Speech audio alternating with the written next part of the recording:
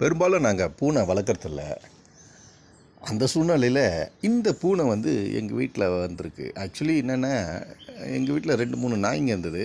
அது போன வருஷத்தோடு வந்து ஒன்று விபத்தில் இறந்தது, ஒன்று உடம்பு சரியில்லாமல் இறந்தது, ஒன்று அது எங்கே போச்சுன்னே தெரியல.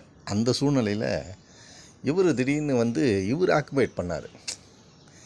பெரும்பாலும் நாங்கள் பூனை வளர்க்குறதில்ல. சரி, இவர் யாரும் இல்லாத இடத்துக்கு வந்து இவர் வந்ததுனால இவர் கூட ஒரு 2, 3 1 மாதம் இருக்குன்னு நம்ம கூட ட்ராவல் ஆகிறாரு. காலையில் நான் எழுந்திச்சிட்டேன்னா என் கூடவே சுற்றிட்டுருக்கோம். அதுக்கப்புறம் எங்கே போவோம் தெரியாது. அகெயின் நான் கொஞ்சம் ரெஸ்ட் எடுக்கிறேன்னா அங்கே இருக்காது. அதுக்கப்புறம் ஈவினிங் நான் வரப்போ இல்லை நான் இருக்குன்னா கூட இருக்கும். இதுக்கிட்ட எப்படி பழகிறதுன்னு தெரியல. ஏன்னா பூனை வளர்த்ததில்ல இல்லையா? அதனால் பார்க்கலாம் எவ்வளோ நாள் நம்ம கூட வராருன்னு. பேர் வைக்கலை, ஏன்னா குட்டியாக வந்து நம்ம பேர் வச்சோம்னா அது புரியும். இப்போ அதுக்கு பேர் வச்சா தெரியுமான்லாம் எனக்கு தெரியாது. பார்ப்போம் என்னென்ன நடக்குதுன்னு.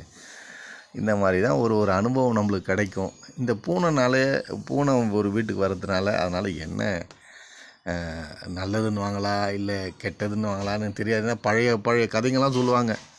பூனை வந்து கெட்டது நினைக்கும், நாய் தான் நல்லது நினைக்கும் அப்படின்னு நிறைய விஷயங்கள் பேசுவாங்க. நம்மளுக்கு அதெல்லாம் தெரியாதுங்க. ஒரு ஜீவன் அது இருக்குது. அதுக்கு நம்மளால் முடிஞ்ச சோறு போடுறோம். இல்லாட்டி அதை வந்து ஏதாவது கண்டுக்காமல் விட்டோம்னா அது ஐயா இவங்க நம்மளை கண்டுக்கலன்ட்டு தானாக ஓடி போயிடும்.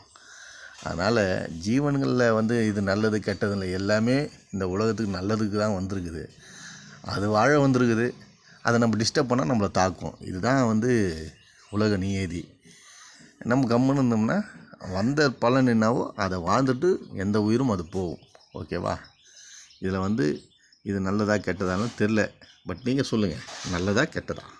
நீங்கள் சொன்னால் தான் புரியும் எனக்கு. Okay, thank you very